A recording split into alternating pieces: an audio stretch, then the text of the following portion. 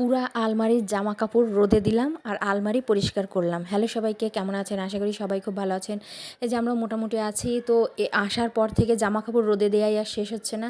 তো ছাদ তো নেই, তো কি আর করা যাবে, বারান্দায় আর 2 রুমের জানলায় দিচ্ছি। এত রোদ আমার 2 রুমের জানলায়, মানে আমার এখনও ফ্যান চালাতে হয় এমন একটা অবস্থা হয়ে গেছে।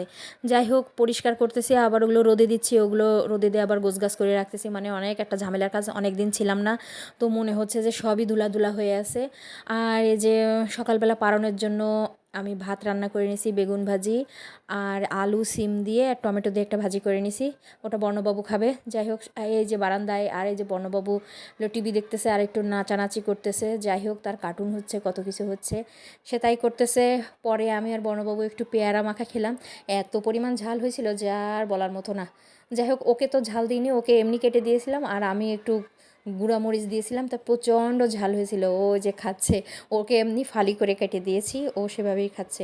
কী আর করা যাবে, প্রচণ্ড ঝাল, তারপরেও খেয়েছি। আর এই যে খাটের পরও জামা কাপড় রয়েছে, মানে এই পরিষ্কার করে এগুলো ঢুকাবো আর পরিষ্কার করব। তো ঠিক আছে, টাটা।